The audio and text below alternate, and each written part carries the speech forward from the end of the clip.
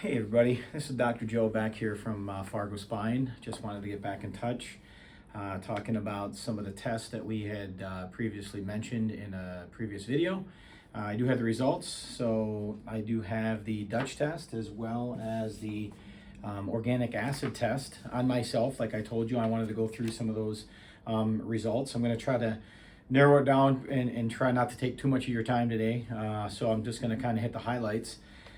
Through the organic test, which is right here, that is again, it's a urine test. You go ahead, take a first morning collection, send it in about 2 weeks, you get your results back. What I have found on mine, which was pretty interesting, I'm usually a pretty healthy individual, try to eat right, do exercise, but I did find that I have a little bit of an overgrowth in candida. And also I have a marker here that states that I have, it's called HPA. Not that it's going to mean anything to you, but it's it's an inhibitor that's going to not allow my dopamine to actually break down and go into my norepinephrine and other neurotransmitters. So again, bacterial overgrowth is evident on this test for me, as well as some other things, some what's called oxalate, high oxalate formation, which is kind of a little bit of a indicator of possibly some poor digestion and or gallbladder function. So again, maybe we talk about that. I also have some energy issues for what are called mitochondrial issues. So I'm going to clean that up a little bit.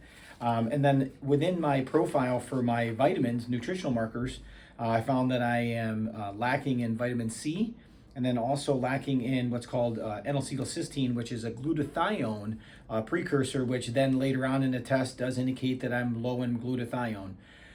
So there's some things that I can, like I said, clean up a little bit.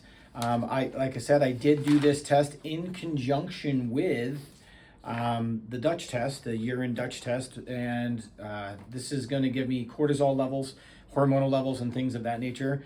And one of the things that we found out with this test is my testosterone is a little low, as well as my DHEA, which again, DHEA is a precursor before testosterone. It has to be,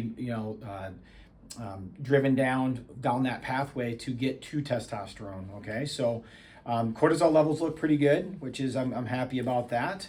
Everything else looks pretty good as well. My free cortisol and cortisone looks good. I'm looking like I'm, not too crazily stressed, which is really, really nice. My melatonin levels are high, or within range, so that's a good thing. And then my oxidative stress measuring looks pretty good as well. So again, overall, real happy that I did the test, or these two tests.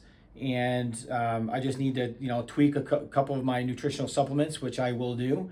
And I'll get back to you at a later date to kind of let you know kind of what's going on with me. So again, super, super cool test. Not only do we have these two tests, but we also have GI MAPS test that's new too. Really, really indicating, just generally speaking, any GI gut issues. That's where we need to start.